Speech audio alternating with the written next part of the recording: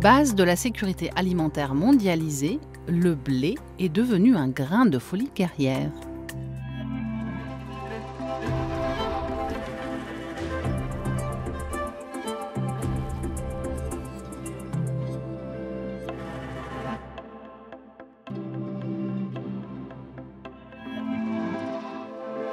Pour en parler, 3 invités issus de différents continents. Sophia Murphy, directrice exécutive de l'IATP, l'Institut pour l'agriculture et la politique commerciale, promeut la durabilité internationale. Sébastien Abyss, chercheur et directeur général du club Déméter, a publié La géopolitique du blé. Et Najib Fares, chef du syndicat des producteurs de blé de la Bekaa au Liban, résiste dans un pays au bord de la ruine. 3 points de vue pour un monde meilleur.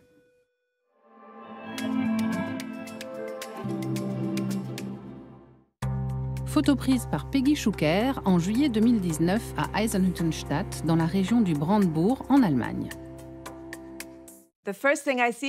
La première chose que je vois maintenant, c'est le drapeau ukrainien. Ce n'était pas le cas avant le 25 février, vous savez, mais maintenant, je le vois. Et j'y vois aussi une bénédiction. La Bible regorge de références au blé comme étant l'essence même de la vie, à cause de l'importance de la nourriture pour la survie, et celle du blé comme aliment dans notre culture depuis au moins 4000 ans. Différentes céréales ont ce rôle dans diverses parties du monde. Mais pour la culture européenne et nord-américaine, le blé est cet aliment qui transcende l'argent et bien d'autres aspects de notre vie économique parce que c'est basique, comme avoir un toit. Cette photo de céréales représente 2 choses à mes yeux. La récolte qui s'annonce et donc la nécessité de pouvoir la faire puisque des récoltes céréalières et agricoles dépendent de la sécurité du monde puisque nous avons tous besoin de nourriture. Et en même temps, on voit un ciel orageux et menaçant. C'est intéressant que le mot blé en français évoque plein de choses. Ça évoque évidemment l'argent, ça évoque également cette nourriture de base. Et on pourrait d'ailleurs rappeler que dans le monde, vous avez en arabe, Aish, le pain veut dire la vie. Tout comme le kum en vietnamien veut dire également la vie. Les céréales, le pain, un certain nombre de produits alimentaires de base ont des significations qui dépassent la vocation nourricière, sont chargés de symboles, illustrent bien l'importance sur le temps long d'avoir de la nourriture pour tous. La sécurité alimentaire, c'est d'abord peut-être de rappeler qu'en 2022, 8 milliards d'habitants sont dans la même situation que les premiers hommes sur cette planète Terre, c'est-à-dire nous avons besoin de nourriture pour vivre, c'est un élément essentiel. Nous avons besoin de nourriture pour avoir de l'énergie et nous développer.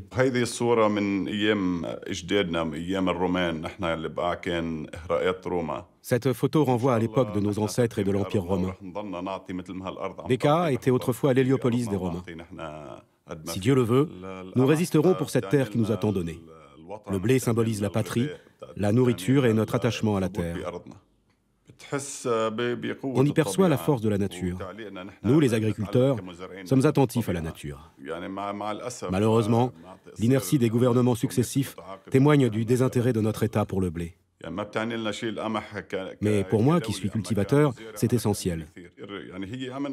C'est un produit vital pour les citoyens. Le blé et ses variétés permettent de satisfaire tous les besoins nutritifs en protéines.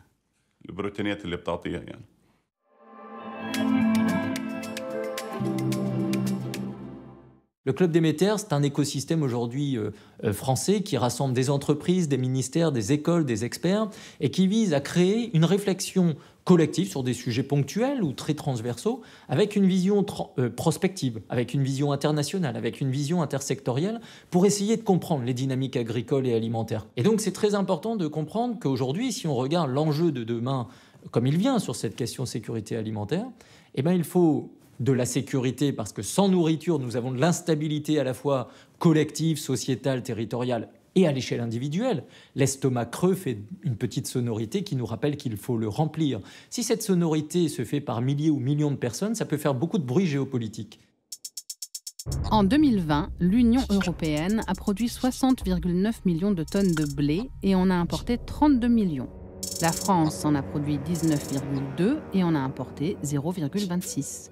C'est le plus grand producteur de blé de l'UE, loin devant l'Allemagne. 9,2 millions de tonnes exportées et 3,9 millions importées. L'Institut pour l'agriculture et la politique commerciale, l'IATP, est un organisme non lucratif situé à Minneapolis, où se trouve le centre du commerce et de la transformation du grain en Amérique du Nord. Nous sommes un organisme de recherche et d'action politiquement engagé. Nous avons pour but de nous placer à l'intersection entre le climat et les pratiques agricoles et commerciales. Nous avons conscience que le commerce est notre relation au monde. Nous travaillons au niveau du Minnesota, mais aussi au niveau national et international. Nous nous engageons à réduire l'empreinte carbone de l'agriculture industrielle pour garantir le droit de tous à la nourriture et pour améliorer la qualité de nos relations internationales autour de l'alimentation. Non pas en créant de l'autosuffisance entre pays distincts, mais en protégeant cette autosuffisance et en encourageant les échanges basés sur le respect.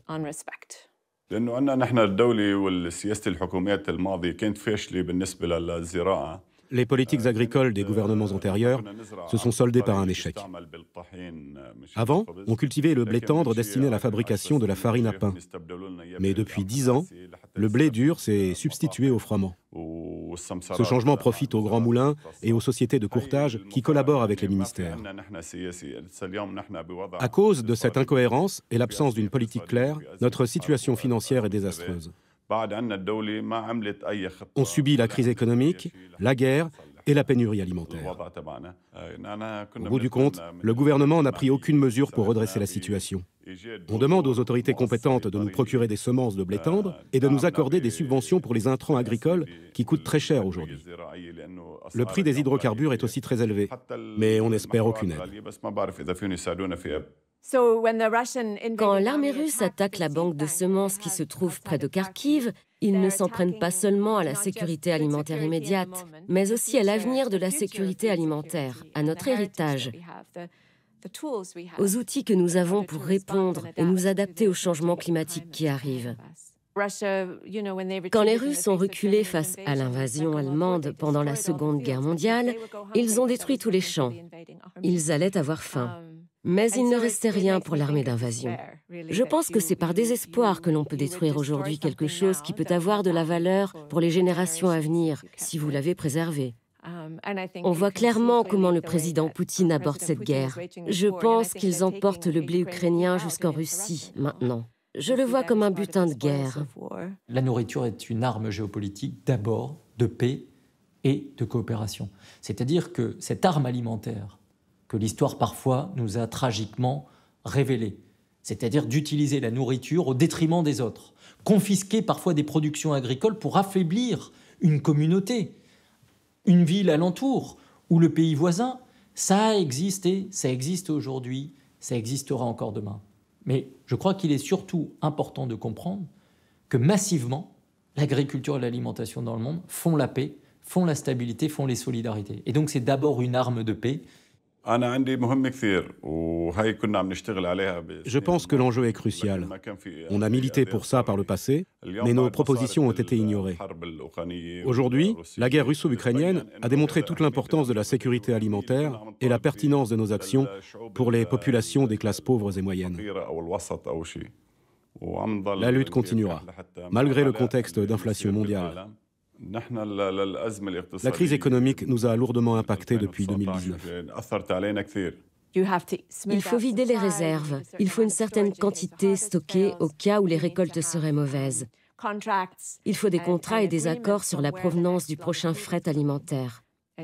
C'est ce qu'on voit avec la guerre en Ukraine. Ça ébranle les certitudes de tout le monde.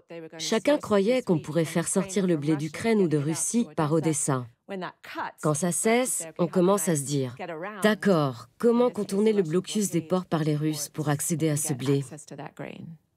Le grand problème géopolitique du monde aujourd'hui, c'est qu'il se détricote. Certains pays veulent désoccidentaliser la marche du monde.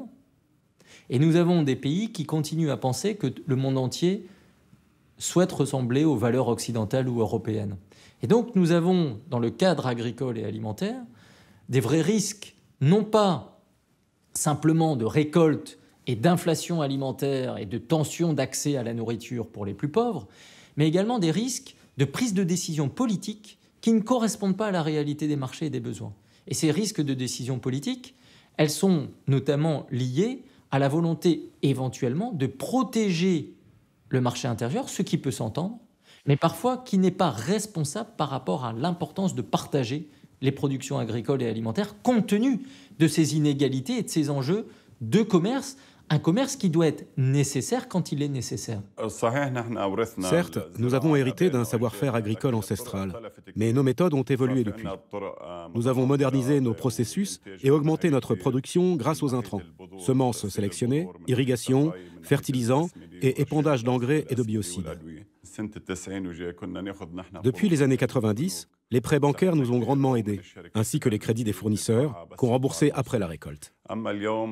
Mais maintenant, les conditions se sont durcies et le fresh money est devenu la norme. On est confronté à de nombreux problèmes, mais malgré tout, les agriculteurs sont prêts à se battre. On restera sur nos terres si Dieu le veut. En définitive, l'agriculteur est enraciné dans sa terre et préfère se nourrir du fruit de son labeur en symbiose avec la nature. En 2020, le Liban importait 630 000 tonnes de blé et en exportait 764.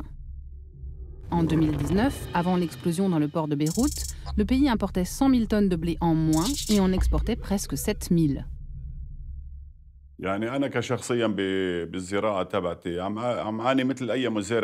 Comme tous les acteurs de la filière agricole, je suis affecté par la hausse des prix des hydrocarbures ainsi que ceux des pesticides et des engrais.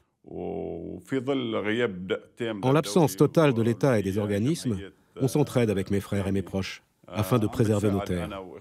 On exploite des semences dont le rendement est similaire au blé. Une graine de blé planté donne plusieurs épis. La pomme de terre aussi donne plusieurs patates. On s'appuie sur ce type de plantation.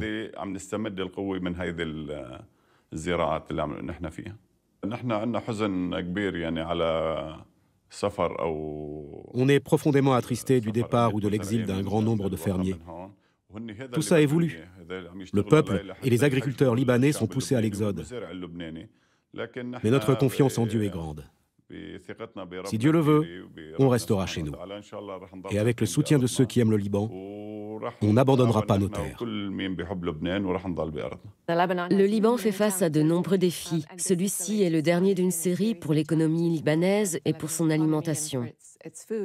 Si les fermiers ukrainiens ne peuvent pas semer dans leurs champs, il y aura un impact sur la production alimentaire future. Mais on peut manger d'autres aliments. Par exemple, l'Égypte est une terre arable. Cette terre est inondée par le Nil. Ils y font pousser plein d'autres choses.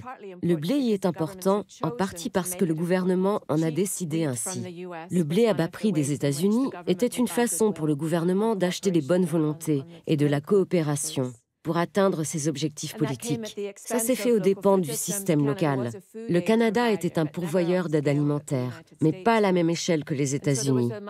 Comparé à son voisin nord-américain, il a beaucoup moins utilisé l'alimentation comme instrument diplomatique ou comme arme de guerre. Les États-Unis étaient un acteur plus agressif, partiellement à cause de leur politique étrangère, de leur statut de superpuissance. La guerre froide, vous savez, c'est une longue histoire. Mais ils ont utilisé le blé et l'aide alimentaire, en particulier en Israël et en Égypte. C'est une des raisons historiques de la dépendance égyptienne au blé. Soit on dit à la population, vous allez payer beaucoup plus cher votre nourriture, et souvent la population explique qu'elle n'en a pas les moyens, et c'est malheureusement le lot tragique d'une partie de l'humanité qui n'a pas plus de pouvoir d'achat pour se payer cette nourriture de base, soit ou alors les pouvoirs publics achètent la paix sociale par des subventions, c'est-à-dire que les dépenses de l'État vont être massives pour soutenir le prix de l'alimentation de base, ce qui coûte, dans le cas de l'Égypte, des milliards de dollars chaque année. Donc les grands risques se situent là. Il ne faut pas oublier la variable énergétique, puisque les engrais qui sont nécessaires à l'activité agricole proviennent aussi massivement de Russie et d'Ukraine, également de Biélorussie, et que le manque d'engrais dans les agricultures mondiales, leur renchérissement ou leur manque, puisque les prix augmentent et les volumes en échange diminuent, peuvent impacter les récoltes à venir, puisqu'il faut des engrais pour produire des céréales.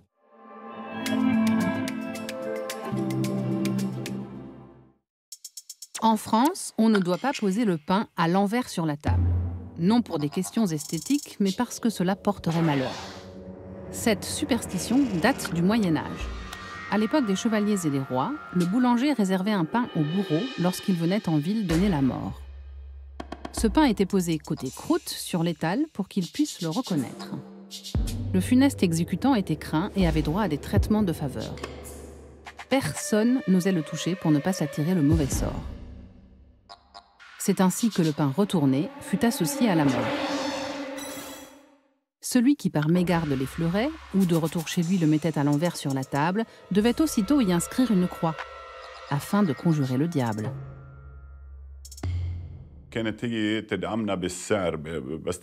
On bénéficiait d'un soutien des prix sur les quantités vendues, une modeste compensation sur l'écart du prix, parce que la production de blé n'est pas rentable. On le cultive dans le cadre de la rotation des cultures. Alors l'État nous aidait avec cette petite subvention sur les quantités qu'on lui livrait, afin de nous encourager à poursuivre la culture de blé. Avant, on faisait de l'exportation. C'est l'État qui achetait nos produits agricoles, destinés à la vente et à l'exportation. Mais depuis 2018, l'État ne se porte plus acquéreur de nos productions. On a besoin d'exporter. L'an passé, le gouvernement a levé cette interdiction. On a négocié avec lui. Il a finalement permis que des quantités limitées soient exportées. Pour l'année en cours, je crois que la production va rester sur le marché local. Il n'y aura pas d'exportation, car le pays manque de produits alimentaires. Sachant que maintenant l'État achète le dollar à 1500 livres libanaises, puis le transfère par la Syrie en fraîches dollars de manière illicite. Afin d'éviter le déficit commercial, on pourra recourir à la contrebande. Si l'État interdit l'export, ça transitera clandestinement par la Syrie, puis ce sera acheminé en Turquie ou en Jordanie. Notre avenir reste incertain. Il y a 2 mois, le ministre de l'Agriculture a annoncé un nouveau plan. Dans ce dossier, on est les premiers concernés, mais on n'a pas été consulté du tout. Finalement, ce n'était que de la poudre aux yeux, juste pour débloquer la crise gouvernementale. Il y a 4 compagnies qui contrôlent environ 80% du commerce des céréales. La plupart de la nourriture produite est consommée à l'intérieur du pays. Mais certains aliments donnent lieu à des échanges importants. Ils viennent de peu de pays ayant accès à la mer, une demi-douzaine. Il y a l'Argentine, l'Australie, le Canada, les États-Unis et depuis l'an 2000 environ, la Russie. En 2020, les États-Unis exportaient 26,1 millions de tonnes de blé et en importaient 1,9 million. La Russie, elle, exportait 37,3 millions de tonnes, tout en important que 0,19 millions, ce qui en fait le premier exportateur net au monde. Au même moment, on a laissé le système d'échange international grandement se fragiliser, parce qu'il repose sur peu de fournisseurs et peu de ports. Beaucoup de routes d'approvisionnement, comme le canal de Suez ou celui de Panama, sont très vulnérables, parce qu'elles sont très petites, souvent dans des régions instables. Nous avons donc un système formidable, avec toutes les communications à notre disposition pour gérer et distribuer le grain. Mais il suffit d'une rupture dans le système de communication, une faille dans la structure portuaire, comme avec le Covid, quand on ne savait plus ce que pouvaient faire les porte-conteneurs ni où ils pouvaient aller. Parce que le système est conçu pour l'immédiateté, il n'y a pas de superflu.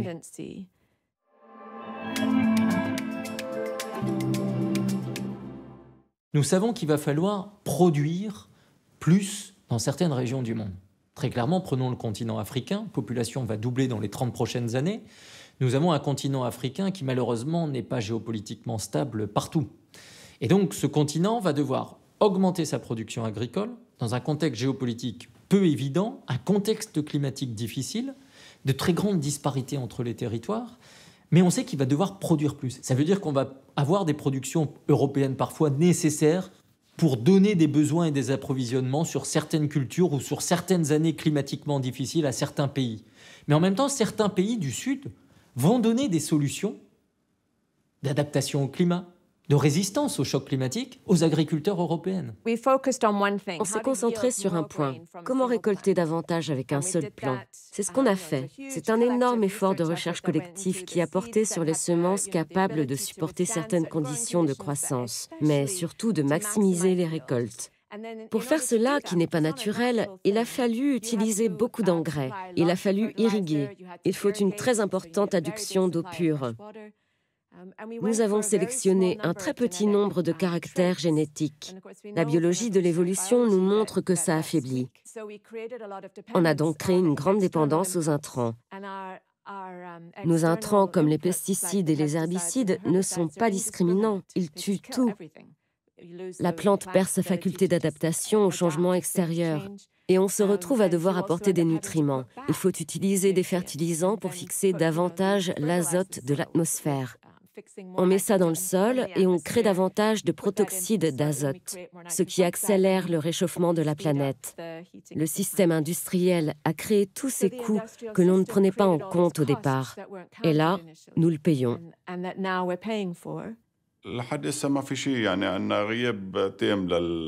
Actuellement, il n'y a rien. On ne dispose pas de moyens pour explorer de nouvelles technologies agricoles.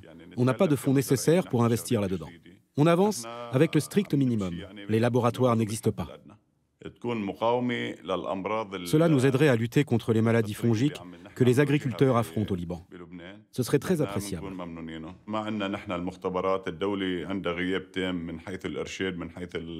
L'État ne s'occupe ni de l'accompagnement, ni du développement des agriculteurs.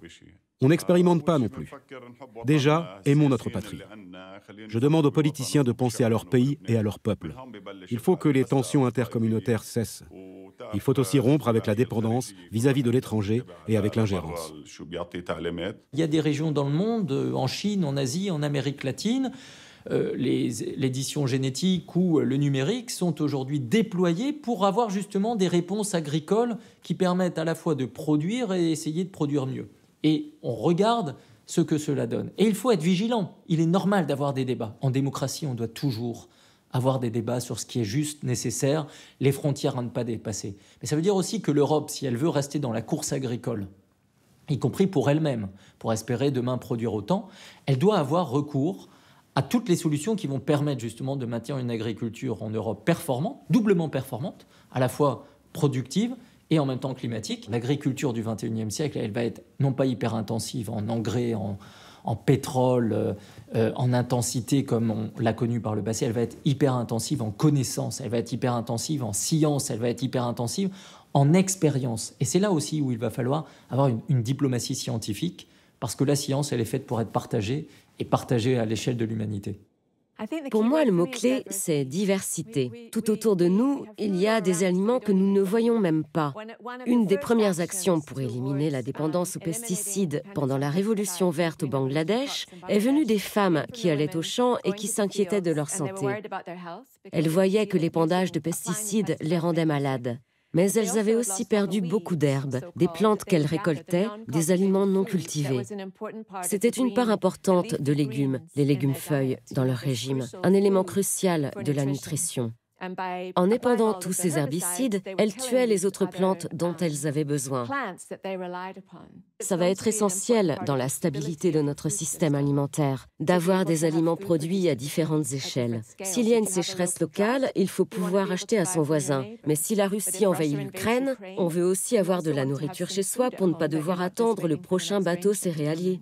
Peut-être que cette jeunesse aujourd'hui dans le monde entier est en train de rappeler que justement, le climat n'est pas une affaire de génération.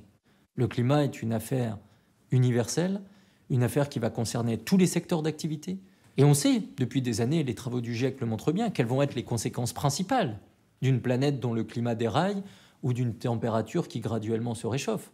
On sait que le secteur le plus concerné par les changements climatiques, ce sera le secteur agricole. Et donc, la jeunesse qui interpelle la communauté internationale, les décideurs, les financeurs sur le sujet du climat, en creux, elle interpelle sur l'importance de l'agriculture. Cette jeunesse est en train de nous dire que le climat n'est pas que l'affaire du siècle, n'est pas que l'affaire de cette génération, puisque cette même jeunesse va vieillir et demain rappellera justement que ce climat est un sujet permanent, puisque de toute façon, vous avez une intimité complète entre climat et agriculture. Évidemment qu'on les soutient. On approuve les actions des jeunes contre le changement climatique. Mais en l'absence de l'État, la défense d'une telle cause semble perdue d'avance. Rien n'est mis en place pour nous permettre de remplacer l'énergie fossile par l'énergie solaire. Donc on adhère à ces idées et on les encourage. Mais le Liban est malheureusement très loin de ces questions-là. J'aurais aimé que ce ne soit pas nécessaire, mais je trouve ça inspirant. Je pense que c'est crucial. Je pense que la colère, je crois que tous ceux qui ont des enfants, et j'ai 2 adolescents, peuvent comprendre leur désespoir et leur colère face à ce gâchis et ce temps perdu. Mais après, il faut utiliser toute notre science. Nous savons très bien comment procéder autrement. Ça ne peut pas être un simple cri du cœur. Nous savons comment faire bien mieux. Nous n'avons pas besoin de créer des déserts de blé, nous n'avons pas besoin de manger autant de calories vides, nous n'avons pas besoin d'étables dans lesquelles 100 000 vaches produisent en chœur du méthane. Il faut des actions qui doivent venir de personnes comme moi, de ceux pour qui on vote, de toutes les générations. Ça doit venir des décideurs. Je suis ravie qu'il y ait une pression pour faire la différence. 2052. Le blé n'est plus une arme stratégique, la presque totalité de la planète mange sans gluten. Square Idée, c'est fini pour aujourd'hui. Mettons-nous au riz.